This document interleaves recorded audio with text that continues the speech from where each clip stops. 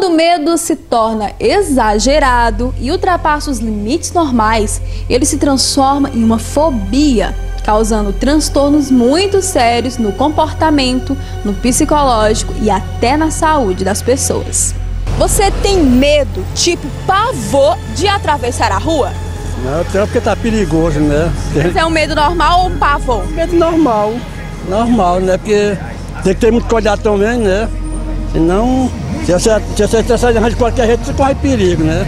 Não tenho tanto. Eu tenho cuidado de prestar atenção ao movimento do transporte. Atravessar a rua é algo simples, que requer atenção, claro, né?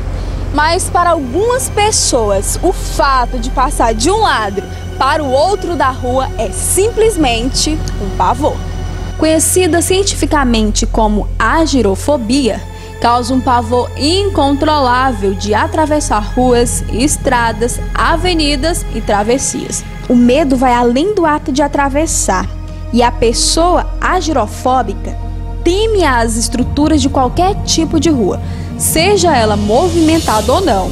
Para muita gente, cozinhar é um verdadeiro prazer, mas para quem sofre de magorafobia, é um verdadeiro terror.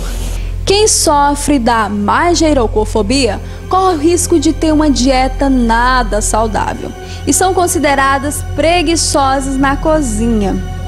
Elas têm um medo incontrolável de cozinhar, verdade. A fobia é mais séria do que parece, pois as pessoas com esse tipo de fobia se sentem intimidados diante de bons cozinheiros. Eles são lindos, uma verdadeira fofura, mas para quem tem pediofobia, ao ver um desses, sente um verdadeiro pavor. Ao contrário do que se imagina, a pediofobia causa um pavor de qualquer tipo de boneco, fantoche, manequim ou até robô. Este mito, que somente os bonecos assustadores botam medo nas pessoas, é massivamente explorado em filmes de suspense e terror, e não necessariamente seja este o caso.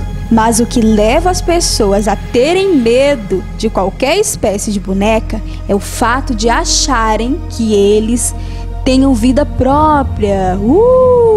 Ai, gente, como é maravilhoso poder sentar e ficar lendo uma revista ou um livro, né, descansando. E às vezes nós esperamos o dia inteiro, para o tão maravilhoso momento de sentar. Mas você acredita que tem gente que tem medo de sentar? É verdade. Tem gente que tem medo de ficar assim, sentado, super confortável. Por mais engraçada e bizarra que pareça, esta fobia de se sentar é conhecida como catizofobia. Isso mesmo, catizofobia. As pessoas com esta fobia sentem um pavor incontrolável e absurdo de se sentar em qualquer assento ou lugar. O medo é tão forte que a sensação de inquietação aumenta tanto que se torna um sentimento de aversão mórbida. Em determinadas situações, pessoas que sofrem dessa fobia se sentem inquietas para se deitar à noite. Tadinhos, hein, gente? Quem sofre de deipnofobia é complicado fazer o que essas pessoas estão fazendo: comer em público. Situações estressantes como almoçar com a sogra ou com o chefe ranzinza pode ser desagradável para as pessoas comuns como nós. Mas as pessoas que sofrem desta fobia simplesmente têm medo e evitam a qualquer custo esses encontros. Quem tem deipnofobia tem realmente terror de comer em público.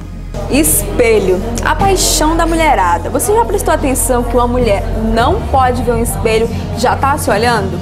Mas tem gente que espelho para ela é simplesmente um verdadeiro monstro. Pessoas que têm a sensação que virou um monstro quando se olha no espelho, conhecida como exopitrofobia, evita olhar para qualquer superfície que funcione como espelho, justamente por acreditar no sobrenatural. Mas algumas dessas pessoas têm medo mesmo é de encarar a própria imagem. Outro medo, que é até comum, né? Vamos combinar. É o medo de sogra. Isso mesmo, gente. Medo de sogra.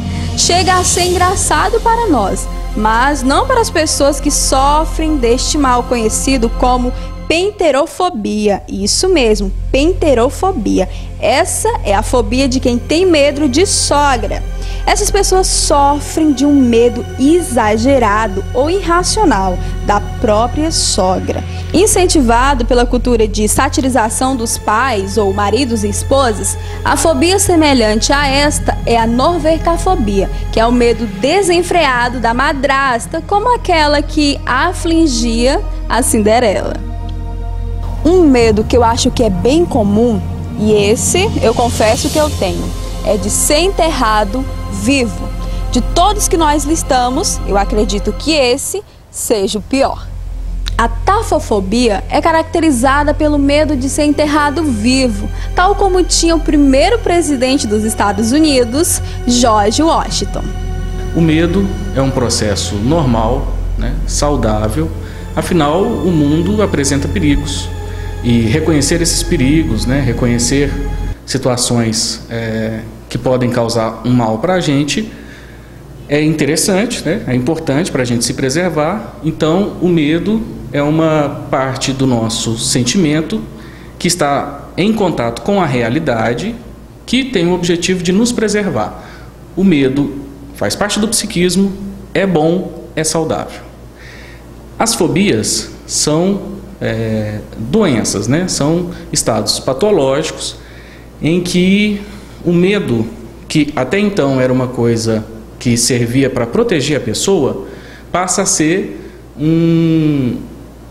ter uma dimensão muito grande, uma dimensão desproporcional, e acaba causando, além de muito sofrimento para a pessoa, porque quem tem fobias tem um sofrimento muito intenso, passa a causar muitas limitações, porque a pessoa deixa de fazer uma série de atividades, deixa de frequentar. Aí cada fobia vai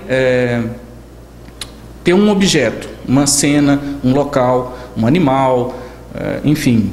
Há esse objeto que desperta esse medo desproporcional, daí o nome fobia.